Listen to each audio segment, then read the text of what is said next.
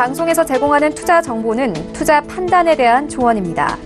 방송에서 제공하는 주식의 가치, 가격 상승 및 가격 하락에 대해서는 방송사에서 보장하지 않습니다.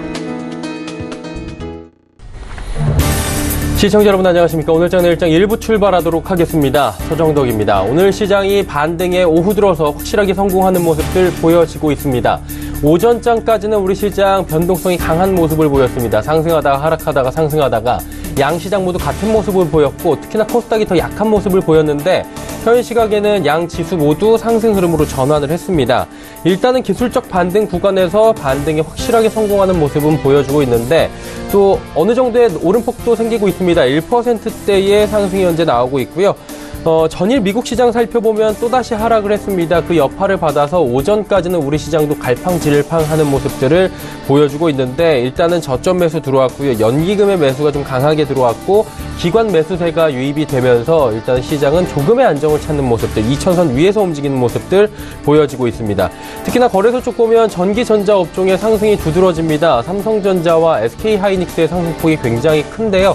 이 두 종목 같은 경우에는 기관의 매수가 강하게 들어오면서 지수 방어에 역할을 톡톡히 해주고 있습니다. 이 외에도 셀트리온, 삼성바이오로직스, 현대차, 대형주들의 상승이 줄줄이 나오고 있는 상황이고요.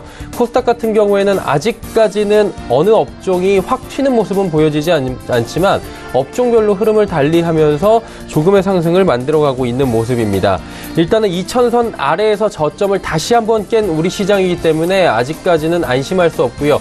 그저 단순한 기술적 반등에 불과하다라는 이야기도 나오고 있는 상황입니다. 그러다 보니 대내외 변수들 그리고 이번 주에 이슈들 하나하나 또 짚어봐야 될 것 같은데요. 조금은 지겨울 수 있지만 대응을 하면 할수록 나쁠 건 없어 보입니다. 오늘장 내일장에서 하나하나 짚어가 보시면 좋을 것 같습니다. 이 시각 헤드라인 뉴스부터 전해드립니다. 22개월 만에 코스피가 2000선이 무너지는 등 불안정한 모습을 보이고 있습니다. 이에 한국거래소는 최근 주식시장의 불안정에 따라 비상대책기구를 가동해 시장 상황을 점검하기로 했는데 실무반은 증시가 안정을 찾을 때까지 시장 상황과 동향에 대한 점검 수위를 높이고 위험지표 등을 꼼꼼히 점검해 급변동에 대처한다는 방침입니다. 김동연 경제부총리 겸 기획재정부 장관은 국내 증시 불안이 계속된다면 해외 기업 설명회와 기관 투자자 역할 제고, 일부 제도적인 개선까지 고려하겠다고 밝혔습니다. 김 부총리는 여러 가지 시나리오에 대비한 위기 대응 계획이 있다며 시장을 좀 더 예의주시하며 앞으로 추이를 보겠다고 덧붙였습니다. 증권거래세 인하 가능성에 대해서는 지금은 신중을 기해할 수밖에 없는 것을 고민해야 한다며 즉답을 피했습니다. 내년 5월까지 유류세를 15% 인하하는 방안이 국무회의를 통과했다고 기획재정부가 밝혔습니다. 이번 안에는 휘발유와 경유, LPG 부탄에 부과되는 유류세를 다음 달 6일부터 내년 5월 6일까지 한시적으로 15% 내리는 내용이 담겨 있습니다. 정부는 이번 유류세 인하로 휘발유 가격은 1리터에 최대 123원, 경유는 87원, LPG 부탄은 30원이 내려갈 것으로 전망했습니다. 미국 중간선거가 엿새 앞으로 다가온 가운데 트럼프 대통령에 대한 지지율이 4%포인트 급락한 것으로 나타났습니다. 지난 22일부터 28일간 1,500명을 대상으로 한 갤럽의 주간 여론조사 결과 트럼프 대통령의 국정수행 지지율은 44%에서 40%로 4%포인트 떨어졌습니다. 트럼프 지지자 수행으로 드러난 폭발물 소포 사건과 피츠버그 유대교 총기 난사 등 최근 잇따른 증오 범죄가 트럼프 행정부와 공화당의 악재로 작용하고 있다는 관측이 나옵니다. 증시 흐름 살펴봅니다. 코스피부터 만나보도록 하죠.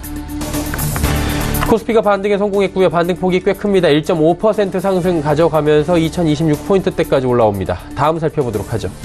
하루간의 흐름인데 장중에 1988포인트대까지 장 초반에 밀려 내려가면서 불안한 분위기가 계속 연출이 됐는데 장중에 반등을 성공을 했고요. 지금 한 2시 조금 전부터 1시 30분경부터 시장 지수가 급변하는 모습들을 보여주고 있습니다. 수급주체 확인할 텐데요. 수급주체 보시면 금융투자 투신 연기금에서 골고루 사주고 있는 모습들 기관이 지금 주로 사고 있고요. 외국인도 매도 물량이 줄어들었습니다. 그리고 개인은 3,758억 원 오늘장에서도 매도합니다. 시가총액 상위 종목들의 흐름인데 전체적으로 좋고요. 전기전자 업종에 급등이 나옵니다. 삼성전자와 SK하이닉스. SK하이닉스는 장중에 7만 원 돌파하면서 5%대의 상승까지 가져갔습니다. 셀트리온, 삼성바이오로직스 상승하는데 특히나 삼성바이오로직스 상승폭이 무려 8%가 넘어갑니다. 다음 살펴보도록 하죠. LG화학도 올라가고 현대차도 올라가고 삼성물산도 급등합니다. 포스코와 SK텔레콤만 2%대에 각각 조정이 나오고요. 다음 살펴보도록 하죠. 지금 금융주들이 좀 어렵습니다. KB금융, 신한지주가 5%대, 4%대의 급락이 나오면서 업종별 지수에서 가장 많이 밀립니다. SK이노베이션, 현대모비스, SK가 모두 상승하고 있네요. 코스닥 살펴보도록 하죠. 코스닥 오늘 낙폭이 컸는데 모두 다 되돌림 현상이 일어났고요. 상승폭이 무려 1.89%대까지 올라오면서 급등 흐름이 일어납니다. 다음 살펴보도록 하죠. 하루간의 흐름입니다. 말씀드린 대로 619포인트대부터 641까지 오늘 하루의 변동성이 어마어마합니다. 역시나 일중 흐름은 코스피와 그래프 모습으로 거의 동일하게 움직이고 있습니다. 수급 주체 만나보도록 하죠. 여긴 외국인이 매수에 많이 가담합니다. 코스닥은 외국인이 1,534억 원이나 사주고요. 기관도 973억 원 사주는데 투신과 금융투자 쪽에서 주로 사줍니다. 개인이 2,459억 원 파네요. 다음 살펴보도록 하죠. 시총 상위주들 셀트리온 헬스케어부터 HLB까지 올라가는데 전일 급락 나왔던 HLB, 신라젠 모두 상승합니다. 다음 살펴볼까요? 6위부터 10위 종목들입니다. 나노스도 올라가고요. 바이로메드도 급등 나오고 메디톡스도 소폭 올라갑니다. 스튜디오 드래곤도 상승하는 가운데 펄어비스만 소폭 조정이 나오는 상황입니다. 전체적으로 흐름 좋고요. 11위부터 15위 종목들도 살펴보도록 하죠. 코롱티슈진도 상승 반전에 성공했습니다. 셀트리온, 제약, SK머티리얼즈, 컴투스까지 올라가는 가운데 오늘 중국 관련 소비주만 유독 눈에 띄게 하락하고 있는 모습입니다. 파라다이스 낙폭 회복이 전체적으로 되진 않았습니다. 원달러 환율 보도록 하죠. 원달러 환율은 1140원대에서 움직이면서 변동이 거의 없는 상황입니다. 금일 본 방송에서 제공해드리는 정보는 투자 판단에 대한 조언일 뿐입니다. 해당 주식의 가치와 수익률 보장해드리지 않는다는 점 참고해 주시길 바랍니다. 오늘장 이슈 짚어보도록 하겠습니다. 유안타증권 메가센터 분당점에 백인범 대리 연결되어 있습니다. 안녕하십니까? 네, 안녕하십니까? 일단은 상승 흐름 가져가고요. 상승폭 많이 키워나가고 있는 모습입니다. 기술적 반등 구간에서 확실하게 반등이 나오고 있는 모습들 오후장에서 나타나고 있는데 어떤 이슈들로 움직이고 있는지 먼저 들어볼까요? 네, 일단 오후 들어서 아무래도 미국 트럼프 대통령이 대중국 협상을 좀 낙관적으로 좀 말했다라는 점 등이 보도가 되면서 일단 니케이라든가 아시아 증시 전반적으로 오후 들어서 지금 다시금 반등하는 모습이고요. 일단 그런 요인에 따라서 지수 역시도 언제 하락이 나왔다는 것 마냥 2%대 코스닥 지수 2% 상승이 나오고 있는 모습입니다. 일단 오전부터 좀 간단히 말씀드리면은 일단 대형 IT주들, 그러니까 시가총액 상위 종목 중심으로 매수세가 좀 유입이 되면서 일단 이들 세총 상위 종목이 시장 반등을 초반부터 좀 이끌었던 모습이었습니다. 일단 이슈상으로는 전일 미국 상무부가 중국 디램 제조업체인 푸젠지너 반도체에 대해서 일단 대미 수출을 제한한다라고 밝혔던 점은 시장의 미중 무역 분쟁 격화 가능성을 좀 높일 것으로 예상이 됐지만 일단 반사수혜로 국내 반도체 업종이 반사수혜를 입을 것이다라는 기대감 등이 오늘 SK 하이닉스를 필두로 삼성전자 등의 주가 반등을 이끄는 요인으로 작용했던 모습이었습니다. 그리고 지난 거래일 미국 시장은 기술주 등의 여파로 좀 하락한 점이 있긴 하지만 유럽 증시는 좀 상승하는 모습을 보였었는데요. 일단 그 상승하는 요인 중에 하나가 자동차 업종의 좀 상승세였습니다. 일단 오늘 국내 자동차 업종의 일단 일부 반등 요인으로 작용하고 있는 점은 일단 중국이 자동차 수요 둔화를 우려해서 구매세를 기존의 10%에서 약 5%대로 인하할 것이다라고 밝힌 점 등이 일단 국내 자동차 업종에도 수혜가 기대된다라는 점 등이 오늘의 자동차 업종 반등 요인으로 작용한 모습이고요. 일단 앞서 말씀드렸지만 시총 상위 종목에 대한 반등이 주로 나오는 모습 좀 관찰이 되었던 상황이고 일단 오후 1시를 기점으로 일단 트럼프 대통령의 발언 등을 통해서 투자 심리가 급격히 다시금 개선된 점 그리고 기술적 반등 구간과 겹쳐지면서 시장의 좀 변동성을 높이는 그런 상황이 연출이 되고 있다라고 정리해 볼 수가 있겠습니다.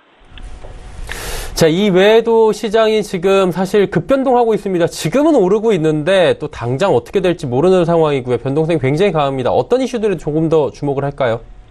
네, 일단 시장에 대한 고민을 조금 넓은 차원에서 좀 고민해보자라는 차원에서 말씀을 드리고 싶은데요.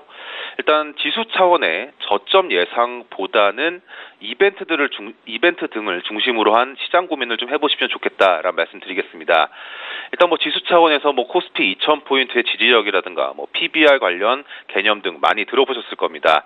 하지만 이러한 지수 차원의 저점 예상보다는 일단 이벤트들을 중심으로 시장을 고려해 보신 전략 보시면 좋을 것 같은데요. 있는데요. 일단 오늘만 하더라도 뭐 트럼프 대통령의 발언으로 시장이 이런 급반등하는 모습 보이는 점과 마찬가지로 일단 투자 심리가 상당히 위축되어 있는 상태에서 이런 이벤트 출현은 시장의 반응을 바로바로 이끌어낼 수 있는 모습을 계속적으로 보여주는 그런 사례로 좀 오늘장도 보시면 될 것 같고요. 일단 11월에는 대표적인 이벤트가 크게는 두 개가 있습니다. 뭐 잘 아시다시피 11월 6일 미국의 중간선거 그리고 30일에는 G20 정상회담이 열리는 모습인데요.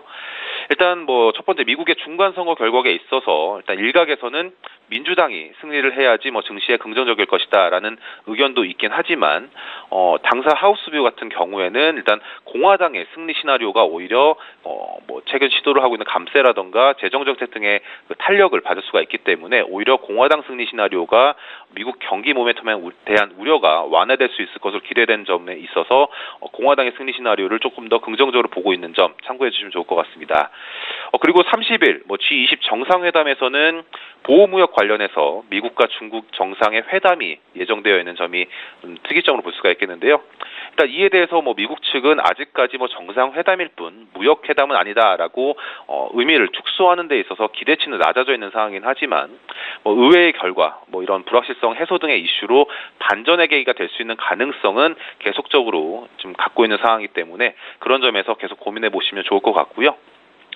그리고 어쨌건 이제 국내 증시가 회복하기 위해서는 외국인의 수급 개선이 좀 필요한 상황인데 아무래도 뭐 미국과 중국의 무역 분쟁 등의 대외 불확실성 해소 이런 조건과 그리고 환율 차원에서 외국인이 국내 증시에 메리트를 느낄 만한 수준으로 원달러 환율이 올라와야 되는 상황인데 일단 아직까지는 뭐 환율이 뭐 이제 외국인이 국내 증시에 유입시킬 수 있는 매력도를 갖고 있는 상황은 아니다라는 점에서 외국인의 매수는 환율에서는 아직은 메리트가 없다라는 점에서 봤을 때 일단 뭐 미국과 중국의 무역 분쟁이 어느 정도 완화되는 모습이 관찰이 되어야 외국인도 매수세로 온전히 전환할 수 있을 것이다라는 점에서 아직까지는 변동성을 계속 확대한 시점의 저점 다지기 구간으로 계속 접어들 가능성이 있다. 그렇게 보시면 될 것 같고요.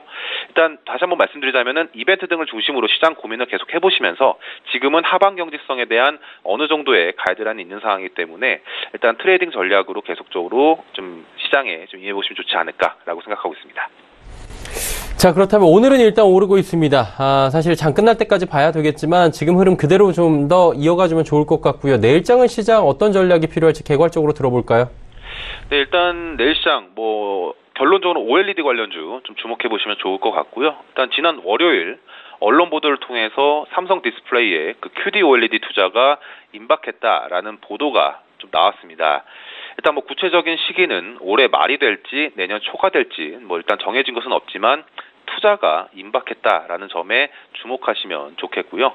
일단 시장 투자자 입장에서는 뭐 그동안 디스플레이 장비주들의 일단 내년 이후 전망이 좀 안개 속이었던 점과 달리 이제는 이러한 삼성의 이런 투자 보도가 어떻게 보면 내년 상반기 파일럿 라인 투자라든가 뭐 내년 말에서 2020년 상반기까지 양산 라인 투자 등 일단 어느 정도 밸류체인상에서 예상을 해볼 수 있는 그런 소식을 전해주는 거라 보고 있습니다. 그러니까 즉 이런 뭐 장비의 스케줄이라든가 이런 점에서 봤을 때 어느 정도 그 가이드라인을 좀 보여준 모습이다라고 좀 정리를 해볼 수가 있겠고요.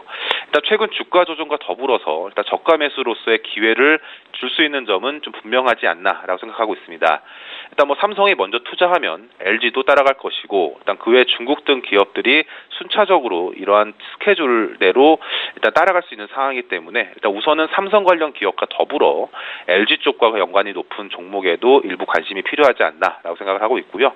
일단 정리를 하자면 OLED 관련 밸류체인에 주목을 하시되 일단 삼성 관련 쪽에서는 원익 IPS와 AP 시스템을 좀 위주로 관심을 가져보시면 좋겠고 일단 LG 쪽으로는 오늘 주가 상승 나오긴 하지만 뭐 실적 호조세라든가 그런 점도 봤을 때 실리콘 웍스 좀 주목해 보시면서 일단 삼성의 이슈는 곧 OLED 관련 밸류체인 종목들의 반등의 계기로 작용할 수 있다라는 가정을 해보시면서 일단 OLED 관련주에 주목하시면서 내일 시장 전략에 참고해보자는 의견 드리겠습니다.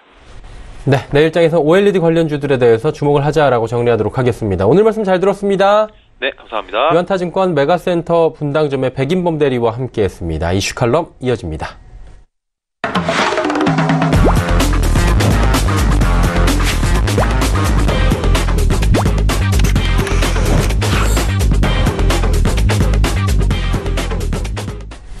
이슈 칼럼 이어갑니다. 미중산업경제연구소 조용찬 소장 연결돼 있습니다. 소장님 안녕하세요. 예, 안녕하십니까. 예, 미국 흔들리고 있습니다. 전 일장에도 미국 또 하락을 하면서 세계 증시를 흔들고 있는 상황인데 일단은 이렇게 흔들리는 게 미국 증시에 대한 신뢰도가 좀 떨어진 거 아니냐라는 얘기들이 지금 나오고 있는데 미국 상승 장세가 이제 끝나간다 뭐 이런 얘기들에 대해서 어떻게 생각하시는지 궁금하네요. 네, 그 상승장이 약세장으로 바뀌려면은 최고치에서 20% 정도 하락을 해야 되는데요. 현재는 8% 정도이기 때문에 당장 하락 추세로 전환하지는 않을 것으로 보입니다. 이제 문제는 주식시장은 앞으로 하락세가 멈추더라도 세 가지 딜레마에 직면하고 있기 때문에 주식 투자 환경이 녹록지만은 않을 것으로 보이시는데요. 첫째는 선진국들이 이제 일제히 금융 정책의 정상화 길로 들어선 만큼 주가 상승, 저금리가 공존하는 저곤 장세가 이제는 사라지겠다는 겁니다. 두 번째 문제는 미국 제1주인데요. 트럼프 대통령 같은 경우에는 중간선거 뒤에 보다 강경한 정책을 가진 강력한 팀을 구성하기 위해서 장관들을 6명 이상 교체할 것으로 보여지고요. 이렇게 됐을 경우에 중국 같은 경우에는 무역 마찰, 그리고 중국 내부적으로 성장률 하락, 주가 폭락, 그리고 위에나 하락으로 인한 이른바 트리플 약세를 피할 수가 없다는 겁니다. 그만큼 세계 경제 선순환이 제동이 걸릴 수밖에 없다는 거고요. 세 번째 문제는 이런 상황 속에서 포트폴리오 매니저들 사이에서는 주식과 관련된 재조정이 펼쳐진다는 겁니다. 소위 말해서 리스크 패리티 전략을 쓰고 있는 대형 투자은행들이 이제는 주식 비중을 줄이면서 알고리즘 매매가 언제든 다시 재현이 되면서 주가를 변동성을 확대시켜줄 가능성이 크다는 거죠. 이 때문에 앞으로 미국의 정책이 중간선거 이후에 강경으로 바뀌고, 그리고 또 달러 약세가 전개가 됐을 경우에 시장은 의외로 또 다른 충격을 받을 수가 있기 때문에 현재 주식시장이 멈췄다고 해서 주식을 사시는 것보다는 여전히 투자 비중을 좀 줄이시면서 관망하는 자세가 더 바람직하지 않나 보여집니다. 아직까지는 관망이 유효한 시점이다라고 말씀해 주셨습니다. 근데 미국 증시를 사실 볼 수밖에 없는 게 미국 증시 오른다고 요즘에 우리 시장이 오르는 건 아니지만 미국 시장 내리면 또 바로 내려가거든요. 미국 시장이 내려가는 구체적인 이유를 알아야 될 것 같은데 어떤 이유로 구체적으로 미국 증시가 지금 조정을 받고 있는지 궁금하네요. 네, 미국에서도 이 문제와 관련된 그 논란이 지금 상당히 벌어지고 있는데요. 하지만 지금 다수 의견은 통계적으로는 검증되지는 않았지만 어디까지나 추론을 해보면은 미국 주가 움직임의 80에서 90%가 알고리즘 매매에 의해서 좌우가 된다고 합니다.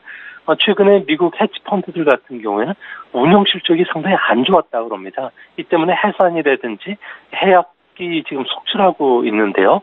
이를 기점으로 해서 헤지펀드가 알고리즘 거래를 계속 진행을 시키고 있다고 합니다. 10월 들어 주가가 자주 급등하는 것은 투자 위험 축소라기보다는 헤지펀드 성적 부진에 따른 펀드 해약 규모가 좀 늘어나면서 중규모의 주식 매각이 나비 효과를 통해서 태풍을 불러왔다는 건데요. 차입을 통해서 레버리지를 높였던 주식 선물을 기계적으로 매도하는 알고리즘 매매가 최근 들어서 자주 작동이 되고 있기 때문에 매도가 매도를 부르는 이런 악순환이 당분간 주식시장을 좀 흔들 가능성은 언제든 내재되어 있다고 보여집니다. 일단은 불안정한 모습은 미국도 진배 없다라는 말씀이신 것 같은데요. 그렇다면 미국 증시 관련해서 저희가 고려해서 볼 만한 점들이 분명히 있을 것 같습니다. 어떤 점들을 볼까요? 네, 지난번에도 말씀드렸는데요. 미국 증시는 올해 3번 그 조정이 찾아왔는데 3번 모두 무역 마찰이라든지 미국 내 금융 부분이 주가 하락의 원인이 됐습니다. 주가 변동 요인을 지수로 분해해 보면은 아무래도 주가 상승 요인은 미국 경기라든지 기업 실적이 역할을 해왔고요. 주가 하락 요인은 무역 마찰과 미국 내 금융 부분, 그러니까 장기 금리 상승 그리고 단기와 장단기 금리차 축소가 아무래도 이런 영향을 끼쳤는데요. 이제 앞으로는 내년부터 경기 둔화 그리고 감세 효과가 나타나기 때문에 미국 증시에서도 하락 압력은 계속 진행될 수밖에 없다는 겁니다. 기업 실적의 방향성 면에서 성장주 같은 경우에는 이익 증가 모멘텀이 앞으로 떨어지기 때문에 성장주 주도의 장세 구도도 많은 변화를 가져올 것으로 보시고요. 대신에 안정적인 실적을 꾸준히 유진하고 있는 기업들, 저평가된 가치주들이 재평가 받기 때문에 앞으로 헬스케어라든지 소비라든지 이런 그 주도주들의 변화들이 조금 있지 않을까 보입니다. 미국 기업을 볼 때 이 성장주보다 가치주로 종목을 교체해야 된다 이런 얘기를 하셨는데 이 이유가 따로 있나요? 네, S&P 500 지수를 보면은 최근 그 성장주가 가치주보다 더 큰 폭으로 하락을 했는데요. 이익 증가율 측면에서 보면은 올해 2분기까지는 성장주가 가치주의 이익 증가율을 상회를 했기 때문에 그런데요. 근데 3분기부터는 실적 증가 모멘텀이 가치주 쪽으로 옮겨가고 있습니다. 불안정한 시장 환경하에서는 기업 실적까지 감소하게 되면 지난 수년간 성장주에 비해서 저평가된 가치주 같은 경우에는 안정성 측면에서 포트폴리오 매니저들한테 재평가를 받으면서 관심 대상이 될 수밖에 없는데요. 투자가들의 포트폴리오 재평가 과정이 지금 진행되고 있는 상황 속에서는 저평가뿐만 아니라 투자 유형과 관련된 부분이 낮은 가치주가 계속 주목을 받지 않을까 보여집니다. 밸류에이션 면에서 보더라도 성장주의 12개월 예상 주가 수익 비율 같은 경우에는 지금 18배 수준에서 여전히 높은 편이고요. 반면에 가치주의 예상 주가 수익 비율은 13배 정도로 상당히 싸다는 겁니다. 투자자들은 실적이 감소하고 불안정한 시장 환경 하에서는 직격탄을 맞는 성장주에 대한 주식은 앞으로도 계속 반등시마다 줄이지 않을까 보여집니다. 중국도 여쭤보도록 하겠습니다. 위안화 환율 봐야 될 것 같은데 7위안 붕괴가 지금 눈앞에 있다고 하는데 이게 심리적 저항선이고 굉장히 중요한 숫자가 7이었는데 이게 붕괴 실제로 될 수 있을지에 대한 시장이 지금 굉장히 이목이 쏠려 있는 상황입니다. 어떻게 될까요? 네, 올해 위에나 같은 경우에는 7% 정도 하락을 했는데요. 아무래도 미국 경기는 순조로우면서 금리 인상을 해야 될 정도로 강하다 보니까 외환 시장에서 미 달러 강세가 찾아왔다는 게 가장 근본적인 원인이고요. 두 번째로는 시간이 갈수록 미중 무역 전쟁이 장기화되고 있고 또 그 12월 달에는 추가적으로 미국에서 나머지 중국 수입품에 대해서 추가 관세 부과가 예상이 되어 있을 정도로 중국 경기는 앞으로 계속 하락 압력을 받아야 되는데요. 이렇게 되면은 미중 간의 금리 차가 더 벌어질 수가 있다는 겁니다. 이뿐만 아니라 상하이 증시는 올해 20% 하락했지만 달러 기준으로 하락률을 보면 25%나 폭락을 했는데요. 한번이 이탈이 앞으로도 진행이 될 수밖에 없기 때문에 환율 방어에 상당한 어려움이 예상이 된다는 겁니다. 10년 만에 7위엔선이 만약 붕괴가 된다면 심리적으로 위엔화가 앞으로 더 빠르게 약세가 진행될 수 있다는 불안감을 시장에 줄 수가 있는데요. 이렇게 되면은 외자 기업을 중심으로 자금 해외 도피뿐만 아니라 중국에 투자되고 있는 부동산이나 그리고 주식시장과 관련된 자금들이 더 빠르게 이탈할 수가 있다는 겁니다. 문제는 중국과 수출 경쟁 국가인 다른 친국 통화도 중국 위엔화만큼 같이 하락 압력을 받기 때문에 앞으로 11월 달에 있는 G20 정상회담에서 이런 문제들이 해결이 되지 않았을 경우에는 앞으로 위엔화 같은 경우는 7.62위엔 수준까지도 하락할 위험이 있지 않을까 보여집니다. 지금 중국 증시도 우리가 지금 주목을 많이 하는 게 중국 증시가 빠지면 또 우리 시장이 11시부터 빠지기 때문인데 중국 시장이 오늘 급등하고 있긴 하지만 아직까지 불안합니다. 언제쯤 중국도 하방 압력을 덜 받고 좀 올라갈까요? 네, 중국 같은 경우에는 정책선이 2,500선 사수를 하라고 정책 총동원령까지 발동된 상태이기 때문에 연기금 같은 경우에는 아무래도 주식 매수에 나설 수밖에 없고요. 우리처럼 신규 펀드를 조성해서 주식 안정 자금으로 쓸 수 있다는 얘기까지 나오고 있기 때문에 단기적으로 반등은 할 것으로 보여집니다. 특히 4중전회를 앞두고서 경제적 충격을 완화시켜주기 위한 여러 가지 경기 부양책들, 소위 말해서 자동차와 관련된 구매세 인하라든지 그리고 세제 개혁뿐만 아니라 다양한 그 경제 정책들이 내년 초에 발표된다는 점은 아무래도 심리적인 사항은 좀 개선시켜줄 거로 보여지지만 앞으로 중국 정부가 생각했던 것만큼 현재 중국 경제를 압박하고 있는 3중고죠. 1대1로 좌절 그리고 위에는 하락, 디레버리징에 따른 인프라 투자 중심의 경기 부양을 쓸 수 없다는 점 등을 고려해 보면 앞으로 11월 11일 독신자의 날 소비 를 전후해서는 이후에는 좀 주가가 다시 조정을 줄 가능성도 있다는 점에서 중국과 관련된 그 주식 보증도 그 미국 증시처럼 조금씩 계속 반등시마다 좀 축소해 나가는 전략이 바람직할 것으로 보여집니다. 네. 그리고 지금 미중 간의 무역 분쟁이 가려져 있지만 EU와 이탈리아 간의 갈등도 굉장히 심화되고 있는 상황이고 굉장히 심각해질 수도 있다고 하더라고요. EU 규칙을 공개적으로 이탈리아가 위반했다고 하는데 이게 유로화나 금융시장에 좀 충격을 주지 않을까 이런 걱정들도 나오고 있습니다. 어떻게 보십니까? 네, 이탈리아 같은 경우에는 이전 그 민주당 정부는 유럽권에다가 GDP 대비해서 그 예산 적자를 0.8%로 억제하겠다고 약속을 해놓은 상태인데요. 하지만 이번에 그 포퓰리즘 정당 2개 정당이 연합해서 연립정권을 세웠는데 이 정당이 2019년 예산안에 저소득층에 대해서 무료로 100만 원씩 지급해주겠다. 그리고 소규모 사업자에 대해서는 세율을 5%까지 낮춰주겠다. 그리고 도로나 교량을 중심으로 해서 인프라 투자를 늘려주겠다는 그 선심성 예산을 편성했는데요. 재정 적자가 GDP 대비해서 유럽권은 3% 이내로 억제해야 되고 또 이미 유럽위원회한테 0.8%로 억제하기로 했지만 이탈리아가 지금 내놓는 예산을 보면 2.4%가 된다는 겁니다. 이 때문에 유럽위원회가 재정규칙 위반을 들어서 반려를 했는데요. 만약 이 반려에도 불구하고 그대로 집행을 시킨다면은 국내 총생산의 0.5%에 따른 벌금을 부과받게 되고요. EU 기금을 활용한 대출 이용이 중단되기 때문에 이탈리아 은행들 같은 경우는 큰 타격을 받게 됩니다. 이 때문에 이탈리아와 관련해서는 국제 신용평가사들이 투자 적격 마지막 단계인 그 트리플 B 단계까지 낮추고 투자 의견도 부정적으로 낮췄는데요. 이 때문에 10년물 이탈리아 국제 수익률도 3.5%로 선진국 중에서는 가장 높은 상황이 전개되고 있습니다.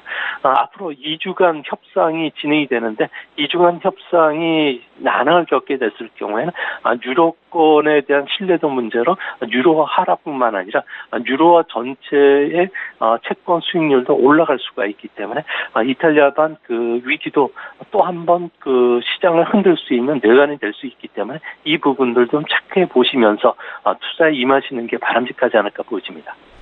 역시나 좀 가려져 있지만 이탈리아 문제도 계속해서 시장에서 주목을 해야 된다라고 말씀해 주셨습니다. 오늘 말씀 여기까지 듣겠습니다. 고맙습니다. 예, 감사합니다. 미중산업경제연구소 조용찬 소장과 함께했습니다.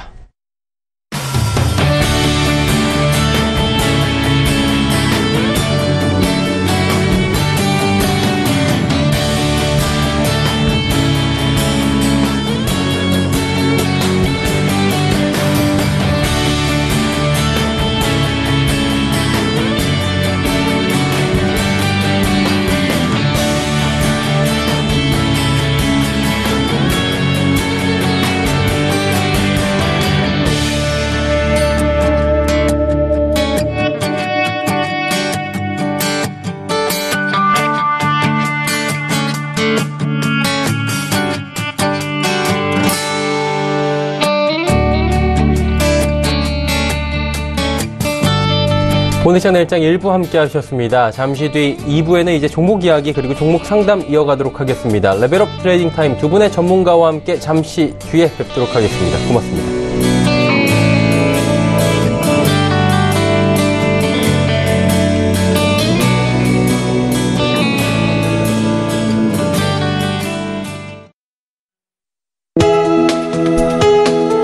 본 방송에서 제공하는 투자 정보는 투자 판단에 대한 조언입니다. 방송에서 제공하는 주식의 가치, 가격 상승 및 가격 하락에 대해서는 방송사에서 보장하지 않습니다.